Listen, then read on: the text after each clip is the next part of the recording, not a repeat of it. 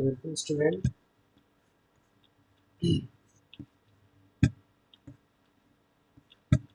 So last class हम symmetrical fault को study कर रहे थे। सो बेसिकली सिमेट्रिकल फॉल्ट क्या है?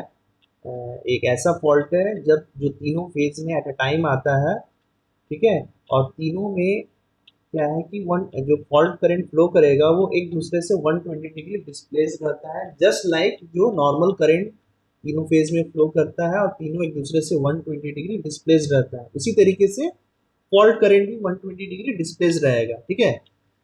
बट सिमेट्रिकल फॉल्ट क्या है? रेयर फॉल्ट है, ठीक है, काफ़ी रेयर है, तीनों फेज में एट अ टाइम फॉल्ट आना काफ़ी रेयर है, ठीक है। जो मोस्टली फॉल्ट होते हैं वो अनसिमेट्रिकल फॉल्ट होते हैं, जिसे हम लोग अभी डिस्कस करेंगे।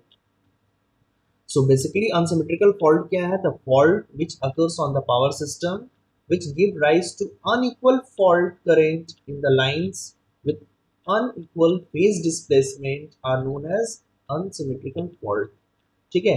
तो सिमेट्रिकल फॉल्ट क्या है? एल एल एल फॉल्ट या L L L G fault, ठीक है, इसको आप बोल सकते हैं।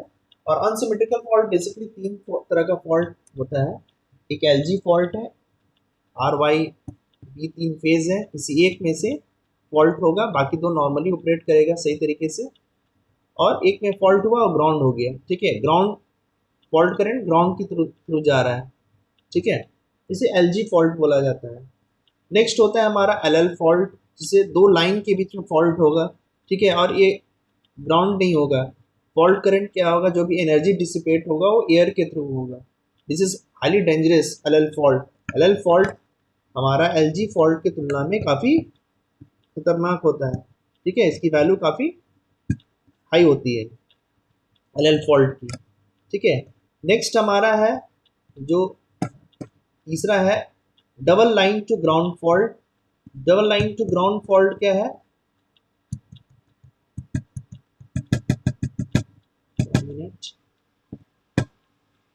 Double line to ground fault क्या है?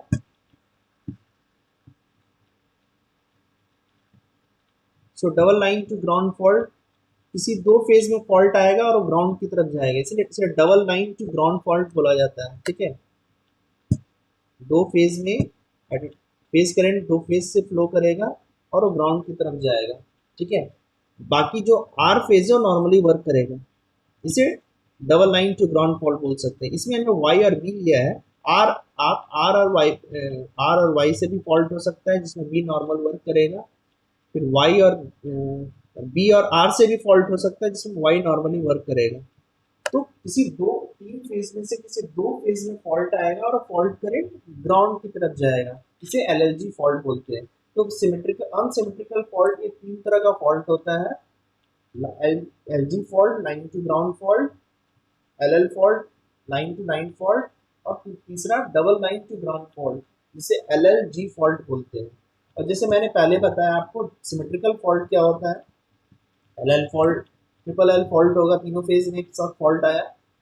मे दिस फॉल्ट ऑल्सो, अगर इसका नेचर थोड़ा कम डेंजरस हो जाएगा, उसको ग्राउंडिंग अगर मिलता है, ग्राउंडिंग पाथ मिलता है, तो थोड़ा कम उसका नेचर कम डेंजरस हो जाएगा। और ट्रिपल एल एल जो फॉल्ट होंगे वो काफ़ी डेंजरस होंगे। L L G triple L G fault भी ऑलमोस्ट डेंजरस ही होते हैं, but as compare to L L L fault it is, क्योंकि उसे ग्राउंड पाथ मिल रहा है ना, तो थोड़ा उसका डेंजरस नेचर कम हो जाएगा, ठीक है। सो ये हमारा अनसिमेट्रिकल फॉल्ट और सिमेट्रिकल फॉल्ट के बारे में मैंने कुछ चीज़ें बता दी। फिर अब हम लोग चलते हैं कि अनसिमेट्रिकल फॉल्ट जो होगा, क्योंकि हम लोगों ने देखा था सिमेट्रिकल फॉल्ट वैल्यू तो डेंजरस होती है, बट इसको एनालाइज करना ज़्यादा आसान होता है। बट अनसिमेट्रिकल फॉल्ट थोड़ा एनालाइज करने में डिफिकल्टी आती है।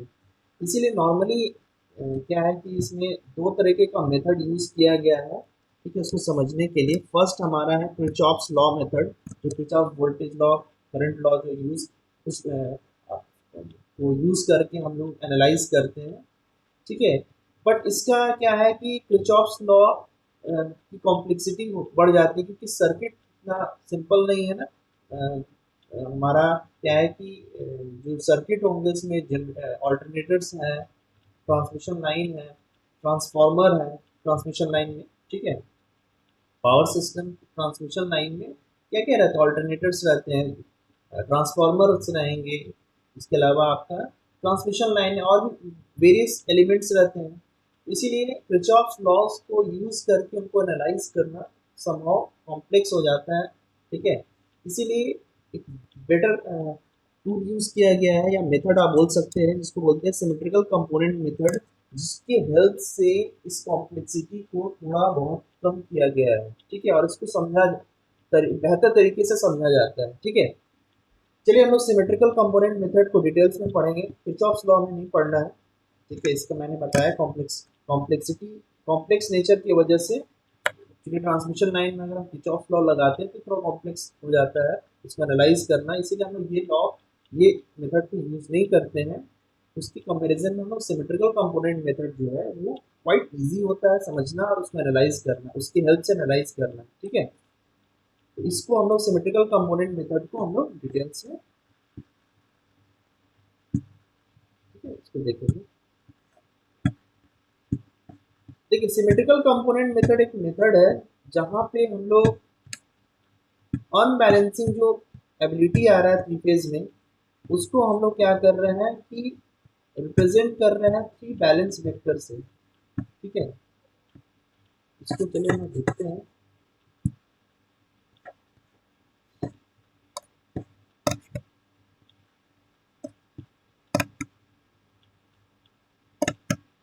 देखिए यहाँ मैंने लिखा symmetrical component method, any unsymmetrical और अनबैलेंस्ड करंट वोल्टेज और इम्पीडेंस, तीन ही चीज है, वोल्टेज करंट और इम्पीडेंस, जो ट्रांसमिशन लाइन के इम्पीडेंस हो गए, ट्रांसफार्मर के इम्पीडेंस हो गए, ठीक है, ऑल्टरनेटर के इम्पीडेंस हो गए।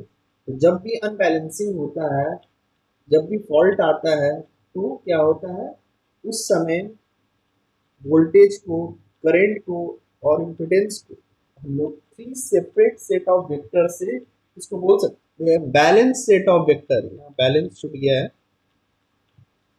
एनी अनबैलेंस्ड करंट और any unbalanced system can be represented by three set of balanced vector. मतलब हम किसी कोई भी अनबैलेंसिंग नेचर को हम लोग तीन सेट ऑफ बैलेंस नेचर और वेक्टर्स के हेल्प से स्टडी कर सकते हैं। इसी को सिमेट्रिकल कंपोनेंट मेथड बोला गया है। अब ये तीन कंपोनेंट क्या क्या है, पहला आते हैं पॉजिटिव फेज सीक्वेंस कंपोनेंट, दूसरे आते हैं नेगेटिव फेज सीक्वेंस कंपोनेंट और तीसरा हमारा है जीरो फेज सीक्वेंस कंपोनेंट, ठीक है। अब ये देखिए ये पॉजिटिव सीक्वेंस कंपोनेंट है, ये है नेगेटिव और ये जीरो। अब पॉजिटिव में आप देखिए ये R1 है, IR1, 1 stands for positive sequence, 2 stands for negative sequence और 0 stands for zero sequence, ठीक है।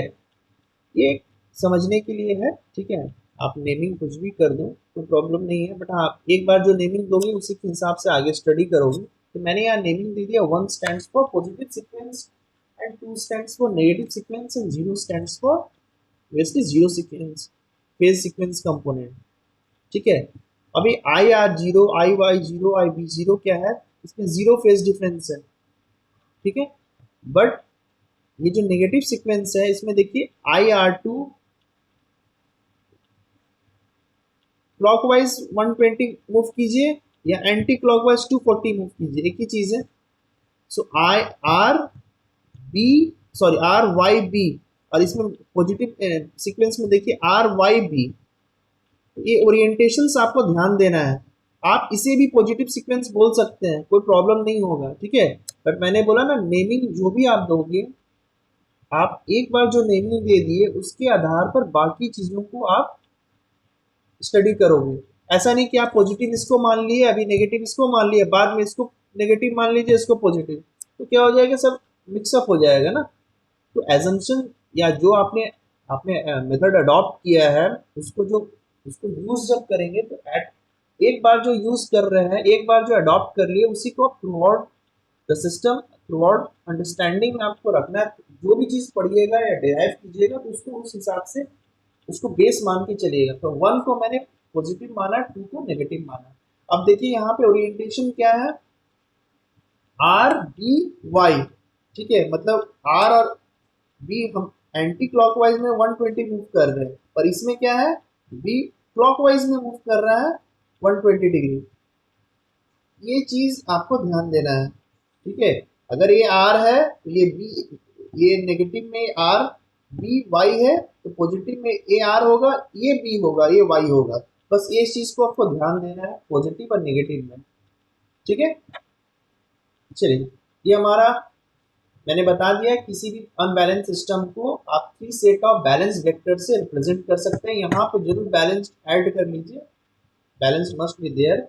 दीज आर ऑल बैलेंस्ड है ना, बैलेंस्ड है ना। देखिए 120 डिग्री डिस्प्लेसमेंट है ये तीनों में, ये 120 120, इधर भी 120 120 एंड इधर में नो फेज सीक्वेंस।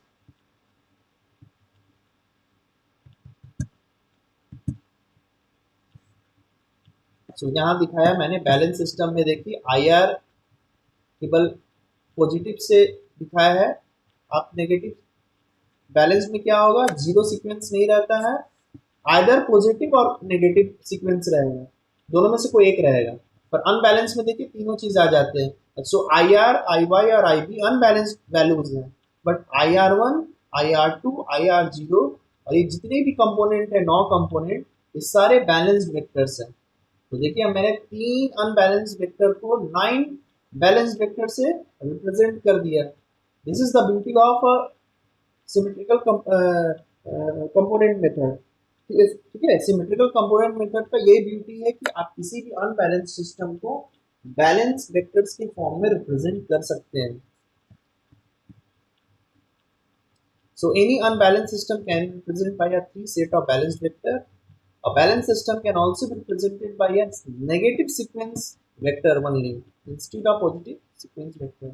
तो यहाँ मैंने पॉजिटिव से रिप्रेजेंट किया है, यहाँ नेगेटिव और जीरो क्या है, नेगेटिव फेज सीक्वेंस और जीरो से फेज सीक्वेंस जीरो है, ठीक है। जैसे मैंने यहाँ करंट लिया ना, वोल्टेज भी हम लोग ले सकते हैं और इम्पिडेंस भी ले सकते हैं, ठीक है। वोल्टेज भी सेम, यहाँ पे आई के जगह पे वी आ जाएगा, ठीक है। So any three unbalanced voltage can be represented by 9 set of balanced vector voltage vectors, ठीक है। चलिए दिस इज ऑल अबाउट, ये मैंने ओवरऑल व्यू था हल्का, इंट्रोडक्शन था अनसिमेट्रिकल फॉल्ट का, जिसमें मैंने सिमेट्रिकल कंपोनेंट मेथड आपको चीज़ों को समझाया, ठीक है। Next class will be discussing operator A and बाकी चीज़, जो सिमेट्रिकल कंपोनेंट मेथड को हम लोग फेस करेंट को सिमेट्रिकल कंपोनेंट मेथड में कैसे रिप्रेजेंट करेंगे, इन चीज़ों को हम लोग देखेंगे, ठीक है। Thank you.